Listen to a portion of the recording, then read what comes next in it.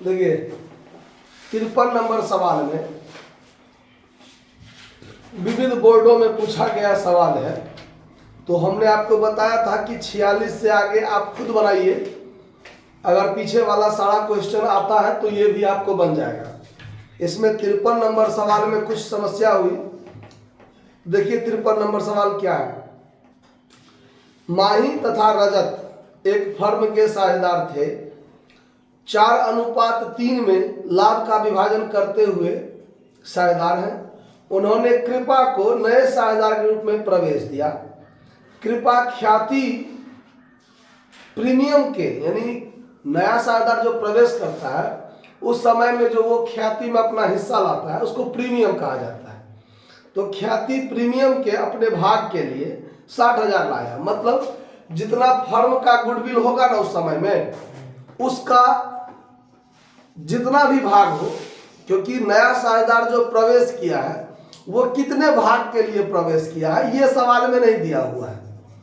और कहता है नया साझेदार प्रवेश करने के बाद नया लाभ विभाजन अनुपात निकालिए, ऐसा सवाल में है। ठीक है। और नया साझेदार प्रवेश किया तो उसका हिस्सा कितना है ये सवाल में नहीं दिया हुआ है, लेकिन वो निकालने का एक तर्क दिया हुआ है जिसको आपको समझना पड़ेगा। देखिए, तो वो अपने भाग के लिए 60,000 प्रीमियम लाया।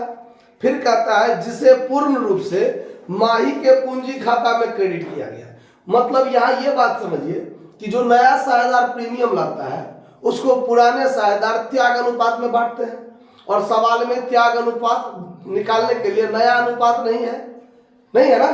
लेकिन ये बात जो कह दिया है कि नया साझेदार जो प्रीमियम लाया उसको सिर्फ माही के पूंजी खाता में क्रेडिट किया गया। इसका मतलब वो बटाता है त्याग में। नया साझेदार जो प्रीमियम लाता है वो बटाता है त्याग में, और माही के पूंजी खाता में सिर्फ माही के पूंजी खाता में क्रेडिट किया गया है। इसका मतलब माही अकेले त्याग कर रहा है।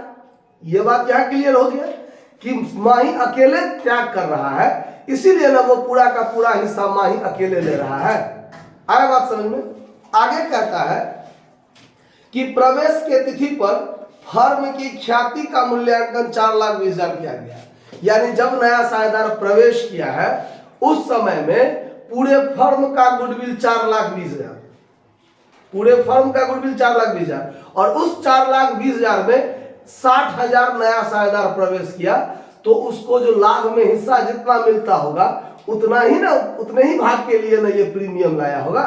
तो ये बनेगा कैसे, ये पर ध्यान दीजिए। सबसे पहले यहां हम देखते हैं कि टोटल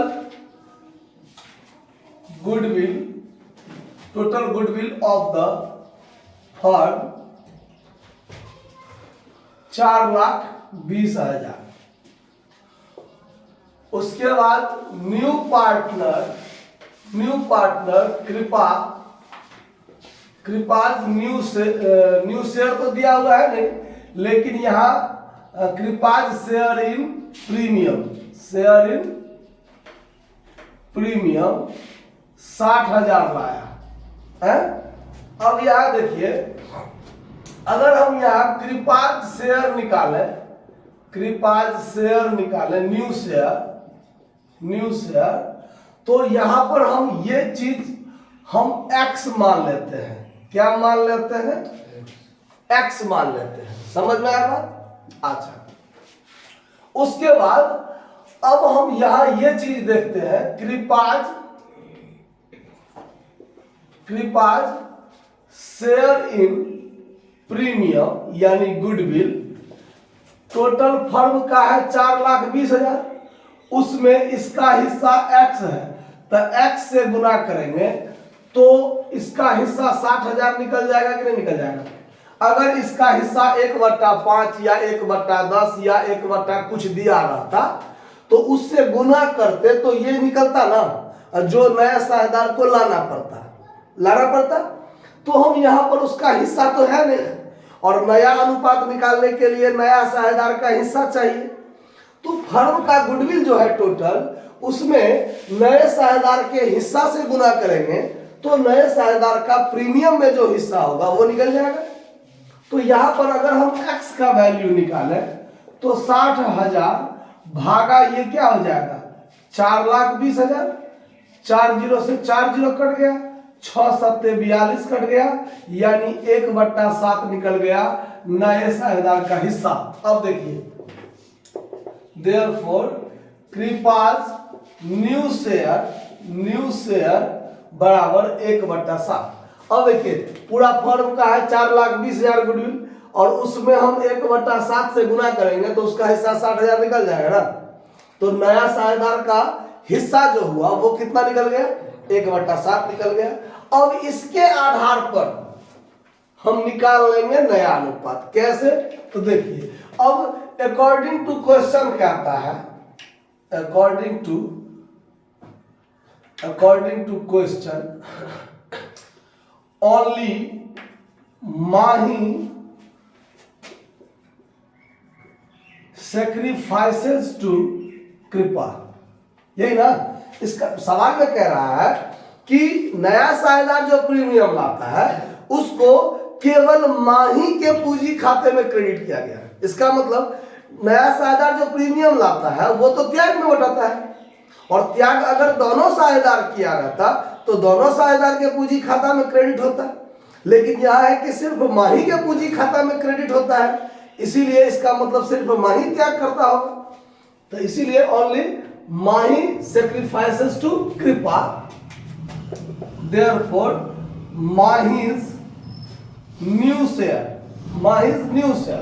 तो माही का ओल्ड रेशियो कितना है, ओल्ड शेयर कितना है, तो देखिए ओल्ड शेयर है माही और रजत का 4/3 तक, माही का हुआ 4/7, और उसमें से 1/7 घटा दीजिए तो ये निकल जाएगा 4 माइनस 1/7 तो 3/7। और रजत जो है, रजत न्यू शेयर जो है ये तो त्याग किया नहीं, तो पुराना वाला जो है इसका 3/7 वही इसके लिए कंटिन्यू रह जाएगा, और कृपा का नया शेयर मिल गया। अब हम निकालेंगे new ratio of all partner.